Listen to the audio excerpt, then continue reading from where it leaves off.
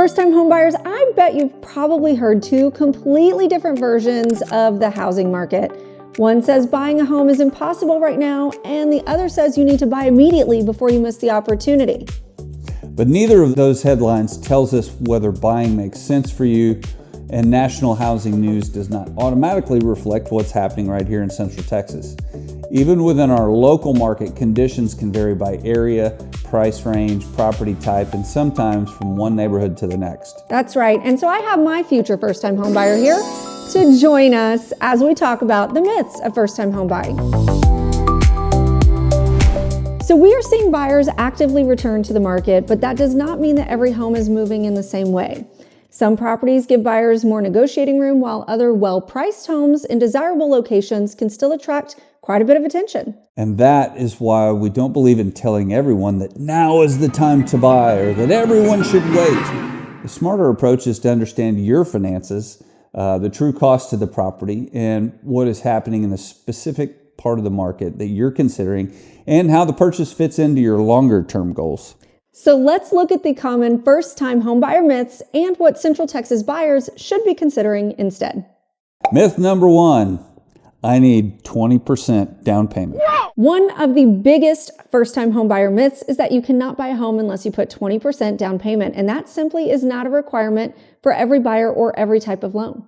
Depending upon your eligibility and the loan program, you may be able to purchase with considerably less than 20% down. What? Some qualified buyers may also have access to down payment assistance programs, but that doesn't automatically mean that the smallest possible down payment is the smartest option. 20% down can reduce the amount you need to borrow, lower your monthly payment, and potentially help you avoid mortgage insurance. Putting less down may allow you to buy sooner, but it can also affect your monthly payment and the total cost of the loan. And here in Central Texas, the purchase price is really only one part of affordability. You also need to consider property taxes, homeowners insurance, possible HOA fees, maintenance, and any additional costs associated with that particular property or community. You may also encounter builder incentives, lender incentives, or opportunities to negotiate with a resale seller. Now, these offers can be valuable, but they need to be compared based on what they actually save you and not simply because the incentive sounds impressive. Okay, so the real question is, not only do I have 20% saved, it's how much should I put down and what will this home truly cost me each month, and which option leaves me in the healthiest financial position after closing? That is correct. A lender can explain the financing available to you, and our role is to help you look beyond simply qualifying and then determine whether the property and the complete financial picture makes sense for your goals. Myth number two, my student loan debt means I can't buy a house. Okay, having student loan debt does not automatically mean that you can't qualify to buy. A lender will look at your overall financial picture, including income, credit, monthly obligations, available funds, and the type of financing that you're considering.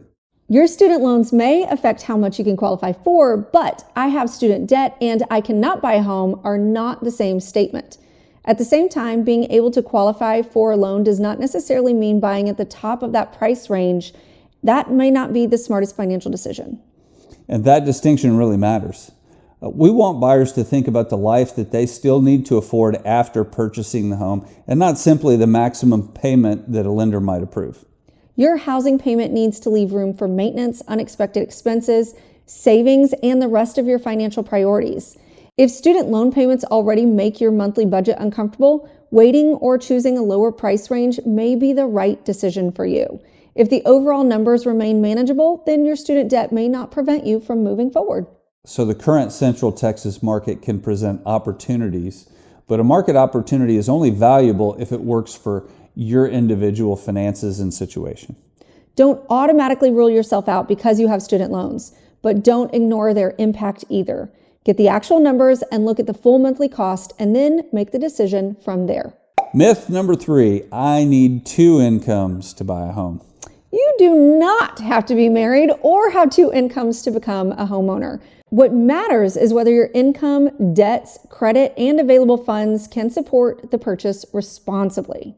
So buying on one income may affect your price range, but Central Texas is not one single price point. The cost of a home can vary significantly depending upon the area, the type, and the age of the property, also the size of the home and the community that it's located in.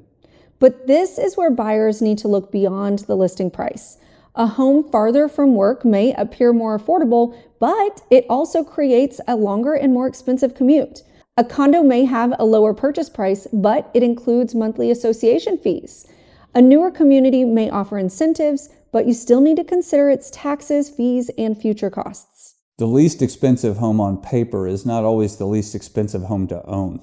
And if you're purchasing on one income, maintaining an emergency fund and leaving room in your monthly budget can be especially important. Buying alone may mean choosing a smaller home, a different property type, or a different area than you originally imagined. This is not settling. It can be a smart decision if the home supports your life and financial goals without stretching you too far. So don't assume that you need two incomes, but also don't measure readiness by whether you can technically get approved. The better question is whether you can own the home comfortably and sustainably on the income that you have. Myth number 4, my first home needs to be my forever home. On the contrary, your first home does not need to include everything you might want for the rest of your life. Trying to find a perfect forever home can push your budget higher or prevent you from ever feeling ready to actually get started. A first home can simply be the home that works for you and your needs, your lifestyle, and your finances during this stage of life. But that does not mean just buying any home just to become a homeowner. Buying and selling both involve costs, and if you expect to relocate soon or the property is unlikely to work for you beyond the very short term, then purchasing may actually not be the smartest next step.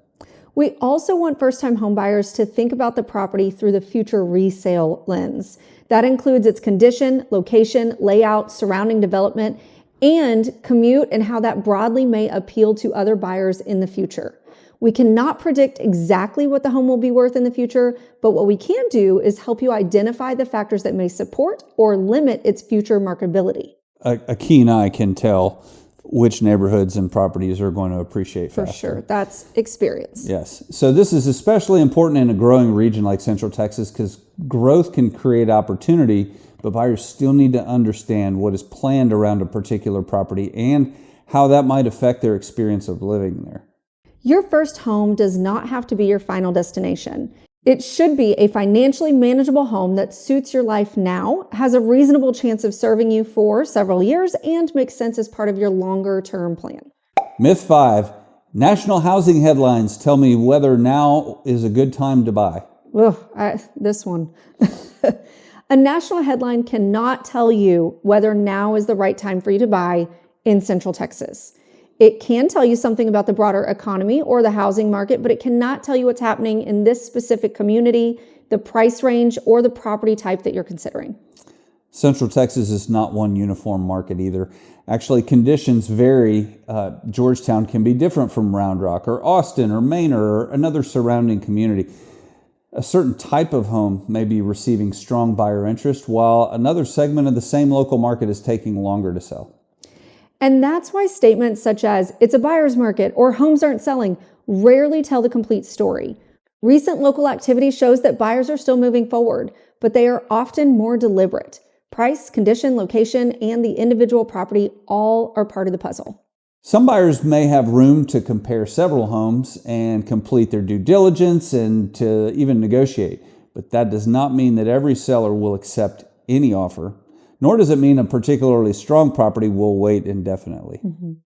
And a national story about prices rising or falling does not tell you whether a specific home is fairly priced, whether the monthly cost works for you, or whether even buying it supports your plan. The right time to buy is not determined by a headline alone. It's determined by your financial readiness and how long you expect to own the home, what's happening in the relevant local market, and whether the individual property is a sound choice for you. Use national news as context, not as a substitute for local information and your decision based on your own circumstances. And please work with a reputable local real estate agent. The most important takeaway is that first-time homebuyers should not rule themselves out or rush themselves into buying a home because of a general assumption. You may discover that you're in a stronger position than you actually thought. You may also discover that waiting, saving more, or making a few changes first would be the smarter choice. Both are valuable outcomes when they are based on accurate information. A knowledgeable lender can help you understand your financing options and what you may qualify for. Our role is to help you evaluate the bigger decision, the current local market, the property itself, the complete cost of home ownership, its future resale potential, and whether purchasing supports your financial lifestyle goals. That's right. We don't want to get you into something we can't get you out of because we know circumstances change. That's right. So we're not here to convince every person that they need to buy a home right now. We're here to help people understand their options and make a thoughtful property decision that they can feel confident with. If you're like Lucy here and you're considering buying your first home in Central Texas, reach out to us. We can help you replace the assumptions with real information and determine the smartest next step for you. Every day, we help people like you. Because we are people like you. And we'll see you in the next video.